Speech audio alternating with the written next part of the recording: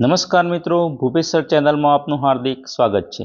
ખેલ મહાકુંભ 2025નું શાળા અને કોલેજમાં રજિસ્ટ્રેશન કેવી રીતે કરવું તેની સંપૂર્ણ વિગતો આપણે આ વિડીયોમાં જોઈશું।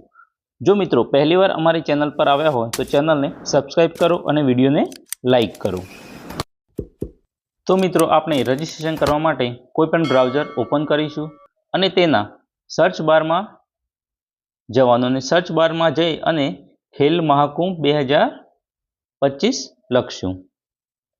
ત્યારબાદ તેના પર જે વેબસાઇટ આવશે ખેલ મહાકુંભ gujarat.gov.in એના પર ક્લિક કરીશું।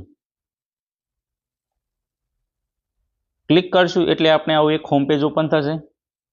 તેના સાઈડમાં ખેલ મહાકુંભ લોગિન અને રજિસ્ટ્રેશન આવું લખેલું હશે, તેના પર ક્લિક કરીશું। ક્લિક કરશો એટલે આ રીતનો બધા ઓપ્શન ઓપન થશે। તેમાં સૌપ્રથમ લોગિન એટલે કે જે શાળા કોલેજે ભૂતકાળમાં રજિસ્ટ્રેશન કરી દીધું છે તેમને અહીંથી લોગિન કરવાનું। ત્યારબાદ નવું વ્યક્તિગત રજિસ્ટ્રેશન કે જે ઓપન એજ ધરાવે છે, 40+ છે અથવા 60 આસપાસ છે, તે વ્યક્તિ અહીંથી રજિસ્ટ્રેશન કરી શકશે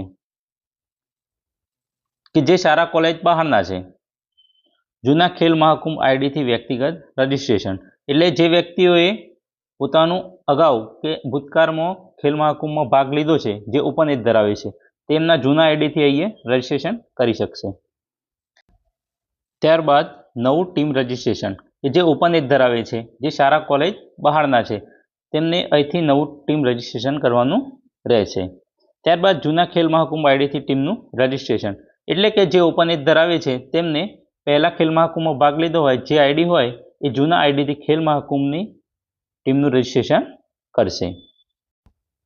ત્યારબાદ શાળા કોલેજના રજિસ્ટ્રેશન માટેનું ફોર્મ।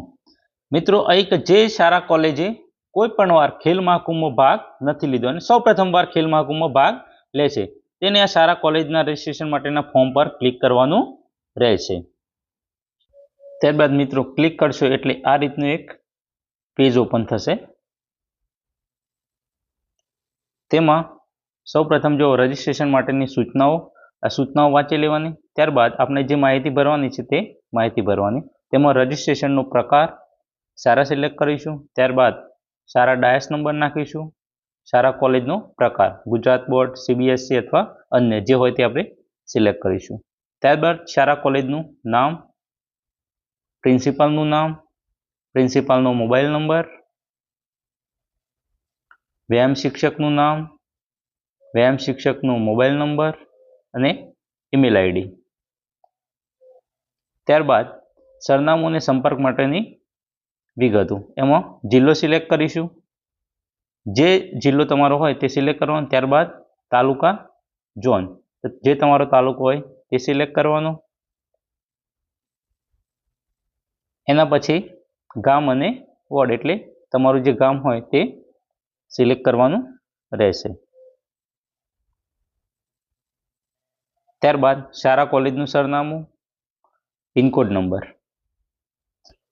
ત્યારબાદ લોગિનની વિગતોમાં પાસવર્ડ નાખશું, એ પાસવર્ડની પુષ્ટિ કરીશું, જે પાસવર્ડ નાખ્યો હોય એ કન્ફર્મ કરી લેવું।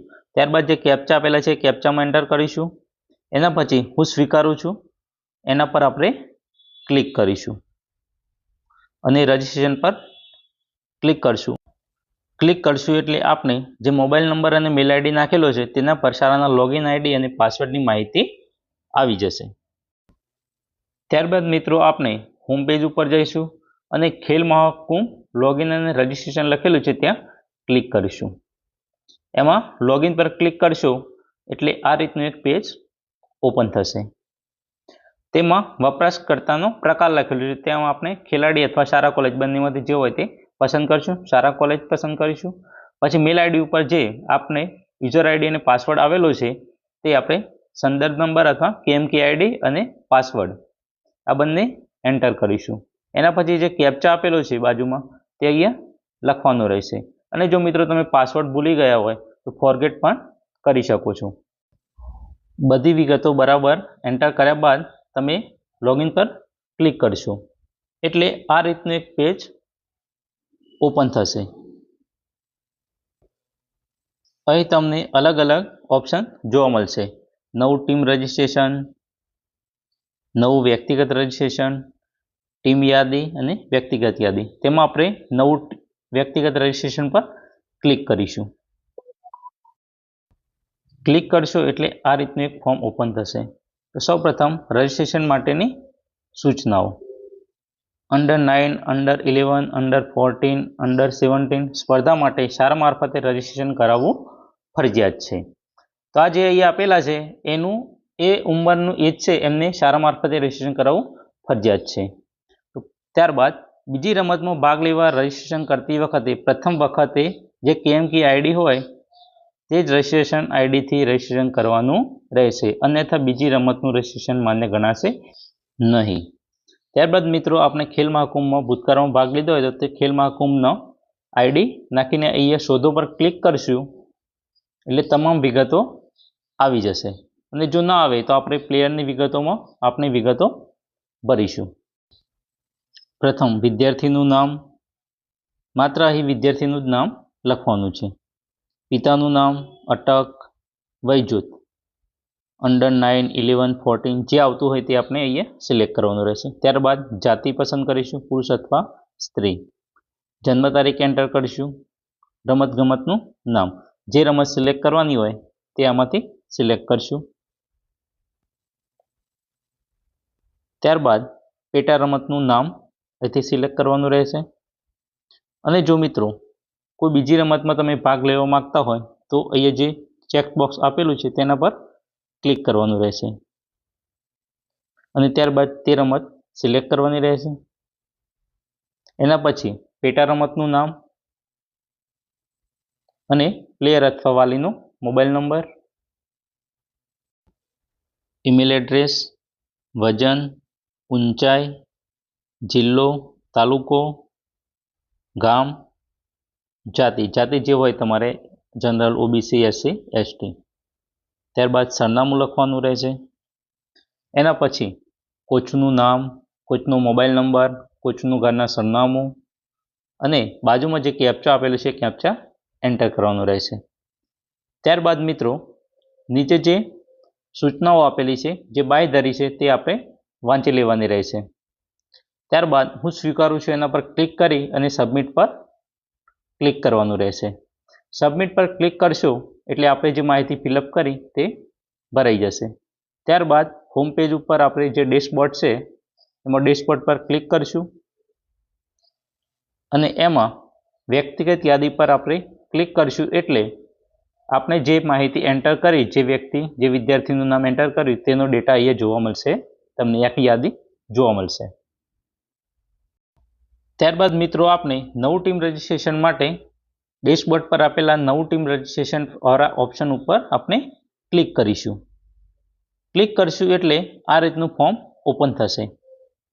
તેમાં ટીમ આઈડીમાંથી ડેટા મેળવો, એમાં આપણે જૂનો ટીમ આઈડી હોય તો તે નાખી અને શોધો પર ક્લિક કરશું એટલે વિગતો આવી જશે. અને જો ના આવે તો આપણે ટીમની વિગતો ફરીથી ભરી શકીએ છીએ. તો જો એમાં ટીમનું નામ, જાતિ સિલેક્ટ કરશું, ત્યારબાદ વય જૂથ પસંદ કરીશું, રમતનું નામ સિલેક્ટ કરીશું, ત્યારબાદ રમતનું નામ સિલેક્ટ કર્યા પછી એની પેટા રમત આવશે એ સિલેક્ટ કરશું. તો ઓટોમેટિક ખેલાડીની જે સંખ્યા છે એ આવી જશે. જિલ્લો, તાલુકો અને ગામ એ ઓટોમેટિક આવી જશે તમારું. ત્યારબાદ પ્લેયરોની વિગતો ભરવાની થશે. તેમાં સૌપ્રથમ ખેલ મહાકુંભ આઈડી, પ્રથમ નામ, પિતાનું નામ, અટક, પ્લેયરની કાસ્ટ, જન્મ તારીખ, મેલ એડ્રેસ અને મોબાઈલ નંબર નાખવાનો રહેશે. મિત્રો આપણે કબડ્ડી સિલેક્ટ કરી છે એટલે 12 પ્લેયરોની વિગતો અહીંયા ભરવાની રહેશે.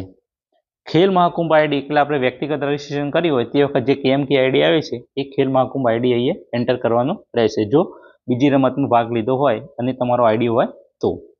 નહીં તો તમારે અહીંયા જે વિગતો આપેલી છે એ જ ભરવાની રહેશે.